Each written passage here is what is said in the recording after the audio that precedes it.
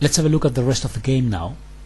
e5 was played, guarding this h3 square, and white simply took on e5. Now the bishop on d7 is attacked. He places the bishop on e6. Queen f4 is played.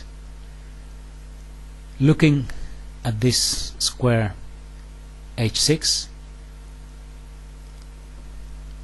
queen takes b2, attacking the bishop on e2, bishop to f1, bishop to e7, queen h4. The bishop on e7 is attacked, and only defended one time, so bishop to c5 was played here.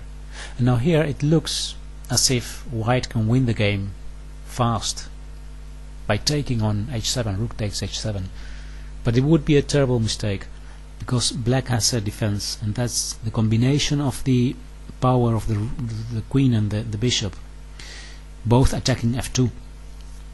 Let's say if rook takes h7 here, then black doesn't take with the bishop, because in that case there is king to h1, and then there is no defense against this threat.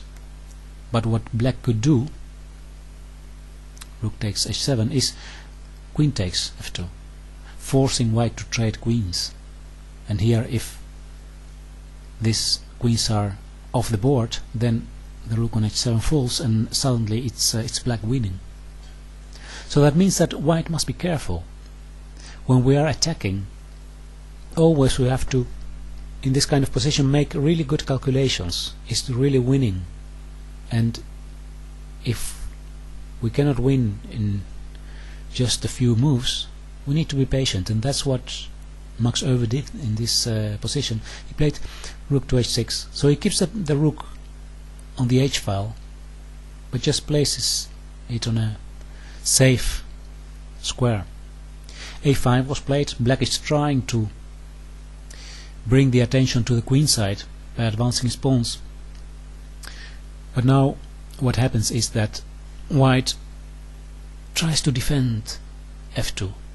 Because of this variation that I just showed you, he plays rook to d3 with the idea of bringing the rook to f3, and after that there is no defense against rook takes h7.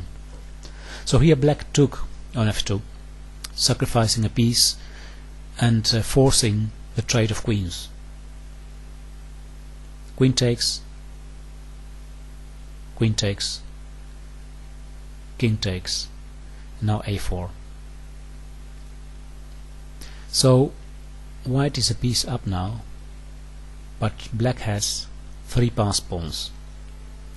And you might think that now we are reaching an endgame, but the beauty here is that white doesn't give up his attack.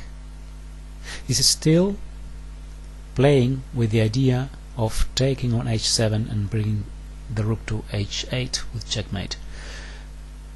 The idea is to play rook to h3 and then threaten rook takes h7. But there is a problem, and that is that the dark bishop is defending h3.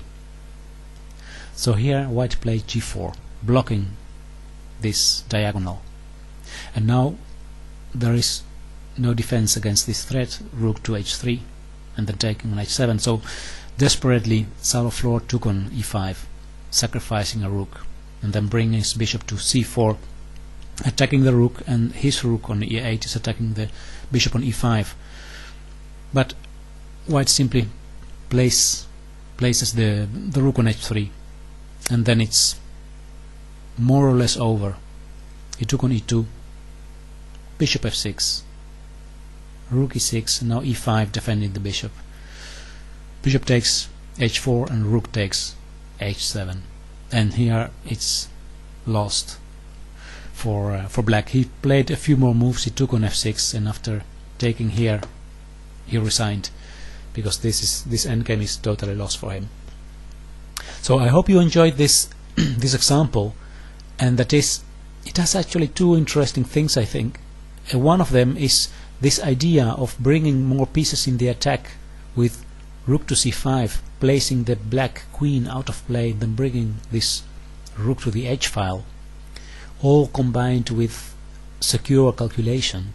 And another interesting moment is much later, when we think that we have reached an endgame, but then this g4 move comes, and suddenly still a king attack towards the black king is possible with a rook to h3, that this threat. So alright, this was example number 3 in the series of how to attack, and I'll continue with number 4 soon. Thanks for watching, and leave your comments on YouTube. Goodbye.